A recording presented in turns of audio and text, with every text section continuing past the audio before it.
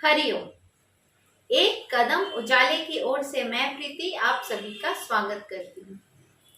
आपने गौर किया होगा कि हर इंसान में कुछ कमियां, कुछ दोष, कुछ बुराइयां होते हैं और ये बड़ा स्वाभाविक है। आखिरकार हम सब इंसान हैं, भगवान तो है नहीं। फिर भी जो लोग संसार में महान हुए हैं वो हम आप में से भी एक हैं। कैसे? उनमें भी कमियां, दोष, बुराइयां रही होंगी, मगर फिर भी भीड़ से अलग उन्होंने अपनी एक पहचान बनाई, महान बने। यहाँ यही विचार करने की बात है। हम किसी व्यक्ति को महान कब बोलते हैं?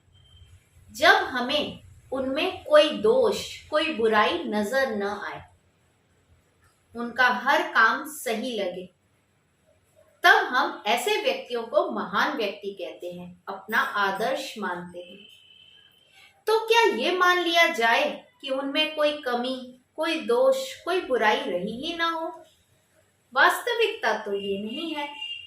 वास्तविकता है कि उनमें भी कमियां, दोष, बुराइयां रही होंगी, लेकिन उन्होंने उस पर काबू पाया होगा। अब आप पूछेंगे कैसे? तो इसका जवाब है विवेक बुद्धि से।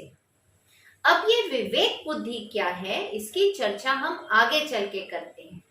उसके पहले चलिए सुनते हैं आज की कहानी। विश्व के महान दार्शनिक सुकरात एक बार अपने कुछ शिष्यों के साथ बैठे कुछ चर्चा कर रहे थे। उसी समय अजीबोगरीब कपड़ा पहने एक ज्योतिषी वहां आया और उसने कहा कि मैं बहुत बड़ा ज्ञानी हूँ। किसी का चेहरा देख के मैं उसका चरित्र बता सकता हूँ।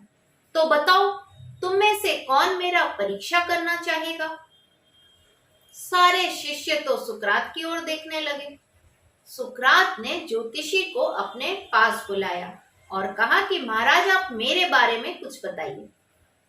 सुकरात बहुत ज्ञानी थे, पर देखने में बड़े सामान्य थे।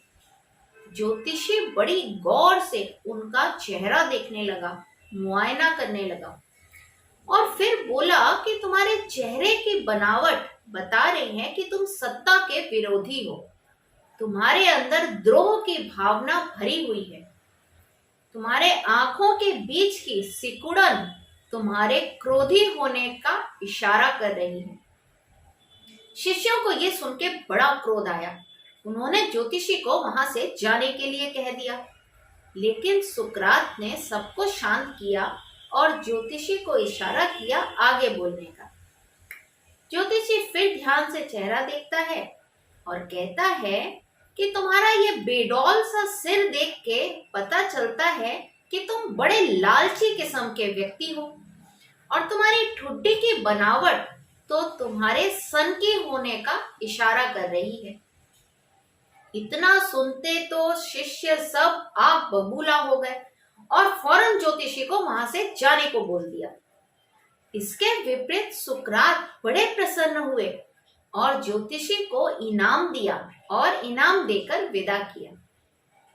जब ज्योतिषी वहां से चला गया तो शिष्यों ने पूछा कि गुरुजी, इस ज्योतिषी ने आपके बारे में बड़ा उल्टा सीधा बोला, इसके बावजूद आपने उसे इनाम दिया। तब सुकरात ने कहा कि देखो बच्चों, इसने कुछ गलत नहीं बोला। मैं क्रोधी हूँ, मैं लोभी हूँ, ये सारी बुराइयां जो भी इसने कही वो सब मुझ में है, लेकिन मैंने उन सब पर काबू पाया हुआ है। ये वो ज्योतिषी नहीं जान पाया, क्योंकि उसने जो देखा, मेरे ऊपरी चेहरे को देखा, मेरे अंदर के विवेक बुद्धि के बल को वो नहीं आंक पाया, जिसके बल पर मैंने इन बुराइयों पर काबू पाया है।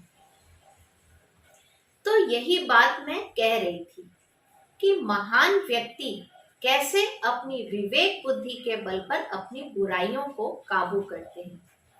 देखिए, ईश्वर ने हम सबको बुद्धि दी है, पर हम सब क्यों अपनी दोष को, अपनी बुराइयों को नहीं काबू कर पा रहे? क्योंकि हम अपनी विवेक बुद्धि से काम नहीं ले रहे। अब सामान्य बुद्धि और विवेकी बुद्धि में अंतर को समझिए। एक सामान्य बुद्धि वाला व्यक्ति कभी अपने दोषों को एक्सेप्ट नहीं करेगा। अगर आप उसे समझाएंगे, कुछ बोलेंगे, तो वो कभी नहीं मानेगा, बल्कि उसको जस्टिफाई करेगा। जैसे कि अगर आप किसी को कहें कि तुमको गुस्सा बहुत आता है, तो वो कहेगा कि नहीं नहीं, मेरे को गुस्सा तो बिल्कुल नहीं आता, वो तो ऐसा हुआ बोल के मुझे गुस्सा आया, उसने ऐसा बोला तो गुस्सा आया, उसने ऐसा किया तो गुस्सा आया। मतलब कुछ भी करके वो अपने गुस्से को वाजिब ठहरा देगा। इसी तरह लोभ, लालच, ईर्ष्या, जलस, सब भावनाओं को जब तक हम जस्टिफाई करते रहेंगे, उसे वाजिब ठहराने के रीजंस देते रहेंगे, तब तक हम उन बुराइयों से छूट नहीं पाएंगे। तब तक हमारी बुद्धि विवेकी नहीं हो पाएगी। सामान्य बुद्धि के स्तर पर हम काम करेंगे। लेकिन अगर हम विवेक से काम लेंगे, यानी हमें भलाई बुराई, अच्छा बुरा, सही गलत, ये सब परखने की शक्ति आ जाएगी, हमें इनमें भेद पता चलेगा, तब हमारी बुद्धि विवेकी कहलाएगी और तब हमें खुद में भी ये दोष नजर आएंगे। और जब नजर आएंगे तो हम उन्हें दूर करने का भी प्रयास करेंगे। तो इस तरह से अगर बुद्धि विवेकी हो जाए तो हम भी सुकरात जैसे अनेक महान व्यक्तियों की तरह महान बन सकते हैं। लेकिन बस उसके लिए आवश्यकता है अपनी बुद्धि को विवेकी बनाने की और विवेक बुद्धि के बल पर अपने दोषों को दूर करने की। आपसे फिर मिलने के वादे के साथ आज लेती हूँ विदा। हरिओम।